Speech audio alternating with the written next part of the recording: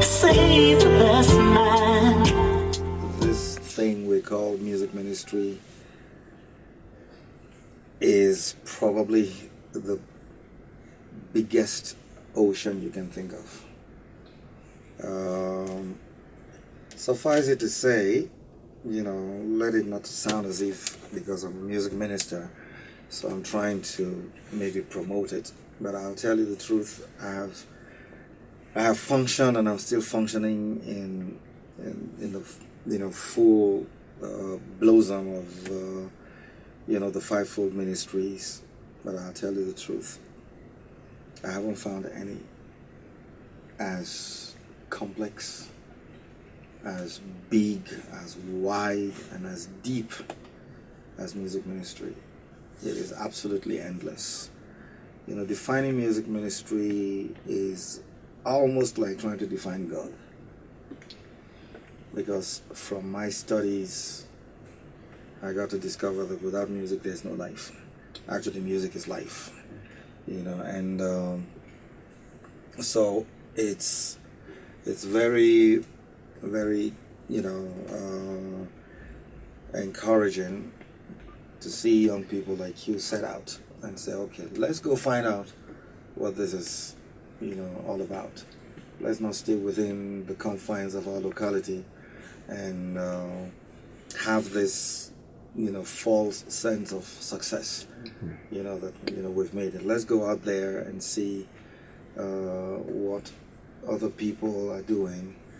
And I'll tell you that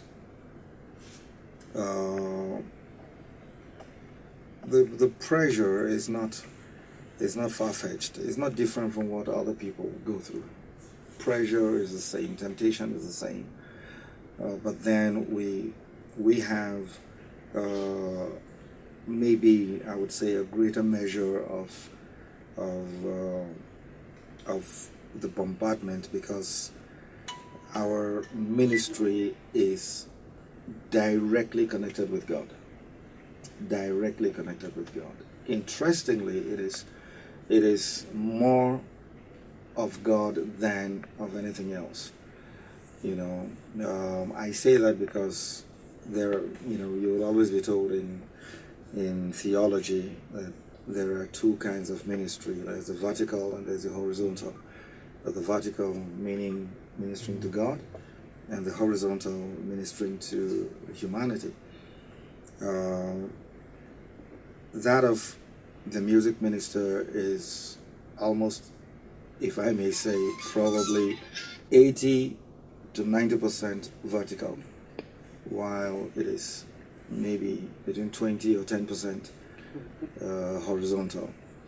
But unfortunately, because of the effect of music in the lives of people, because of what music does to your skin. Yeah.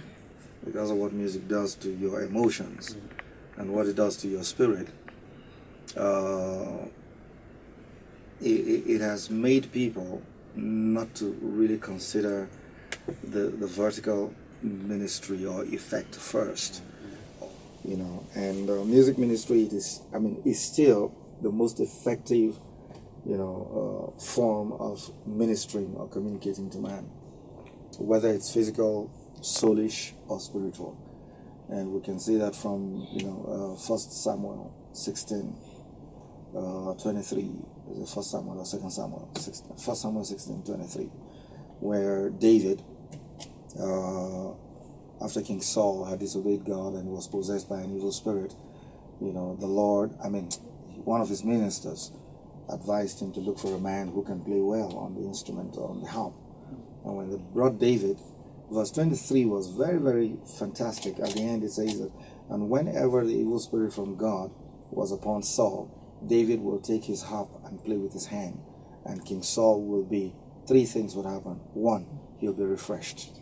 2, he will be well. And 3, the evil spirit will depart from him. 3 things. Refreshing is for the flesh. To be well is for the soul, is for the emotions and the intellect. And then for the evil spirit to depart is spiritual, so that's deliverance. So it means that music can actually deal with the three realms of human existence, that is spiritual, soulish, and physical. And I mean, for me, it's a science, and that's what we teach here as music therapy, to be able to use music to really bring healing, to people, whether physically or soulishly or even spiritually.